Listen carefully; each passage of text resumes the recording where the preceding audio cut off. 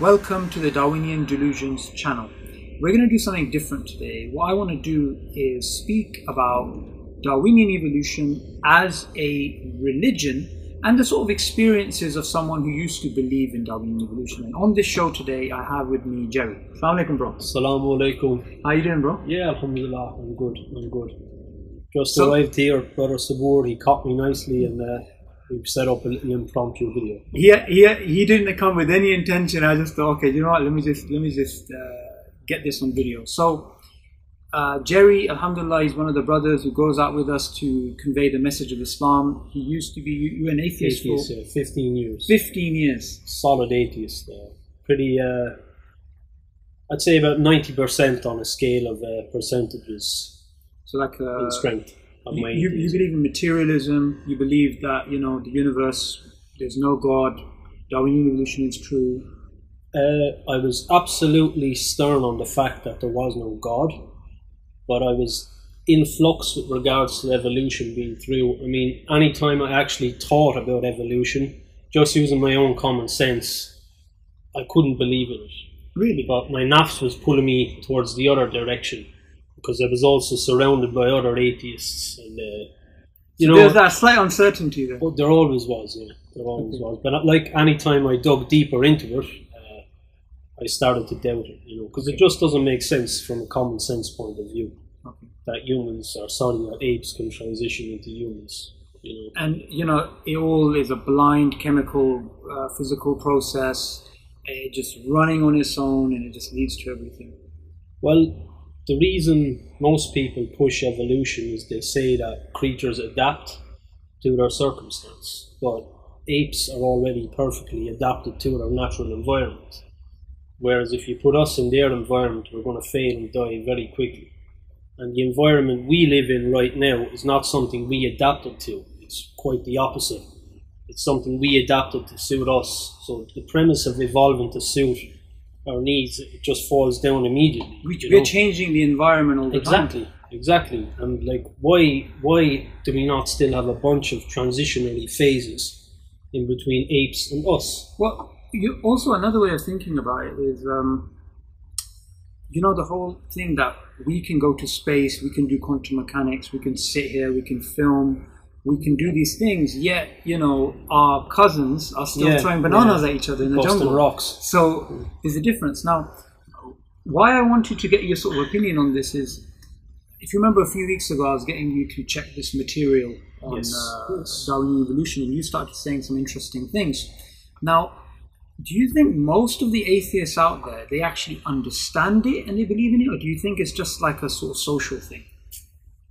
I think it's very much a social thing driven by the nafs, going by my own experience with atheists from when I was an atheist and also after I became Muslim, alhamdulillah, because if you cling to something like this, it gives you like a backing or a foundation for throwing away all moral responsibility. Oh, that's an interesting point. So it's like, if you accept the hereafter and you accept that you have a creator, then automatically responsibilities come with that to some extent.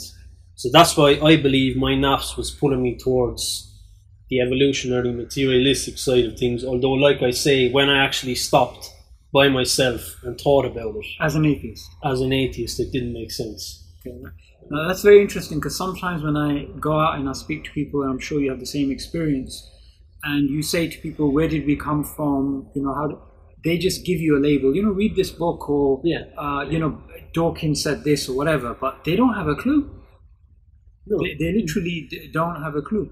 Now, the other thing which I wanted to speak about was that Richard Dawkins, in his book The Blind Watchmaker, he says Darwin allowed us to be intellectually satisfied atheists.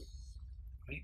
So do you think, even at an academic level, do you think the scientists who are atheists, they have this bias and therefore they're more likely to try and fit the data into the theory rather than the other way around? From an Islamic point of view, I would say most definitely, yeah.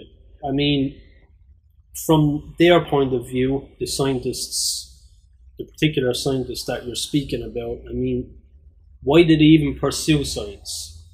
If everything is materialistic and it's all about the how, then there is no why for anything.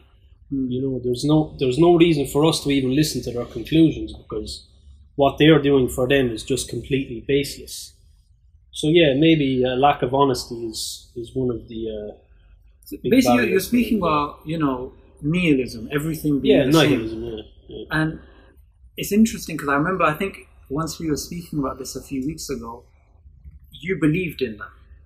You believed everything was the same. Yeah, absolutely. Yeah. So I believed everything how did he was function? pointless. How did he function? With difficulty. With difficulty, yeah. I mean, when you are nihilistic, so to speak, and you believe everything is pointless, you need something to latch onto to amuse you and or waste your time at the same time. I suppose you need a cause, and different people latch on to different things. And you can see they're emotionally attached to that which has no benefit for them. But if you dig deep with any atheist on the planet, and you keep asking them why, very quickly you're going to run into the obvious fact that their base is I don't know. So they have no why. They have no reason to build upon anything. For them, it's just a bunch of, anything that happens is just a bunch of random, what would you say?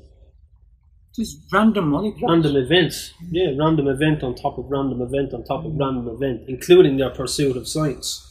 Yeah. You know, at the end of the day, we're all going to the same place. And what's the incentive? yeah, what's the incentive for anything for these people? I mean, I was honest with myself when I was an atheist, and I started to ask myself, why do I get up out of bed in the morning? And I couldn't answer this question.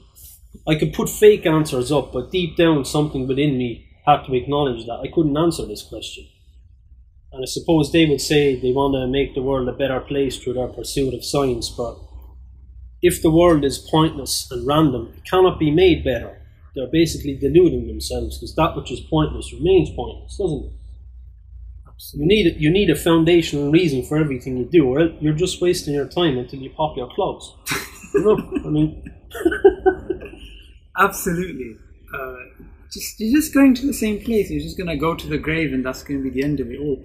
Now, what we're going to be doing, inshallah, God willing, is we're going to be doing more and more videos speaking about the atheist perspective from a former atheist, about, you know, views of life. And inshallah, one of the videos we want to speak about as well is morality. Right? I know that's going to get you going, right? Morality.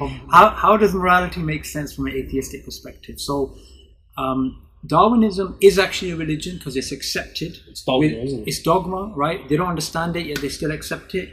By the way, I've been promoting this book. This is a new book. It's been out for just a few months. Darwinism as a Religion, written by an atheist, philosopher of science, published by Oxford University. Mainstream academics admitting that it is actually a religion.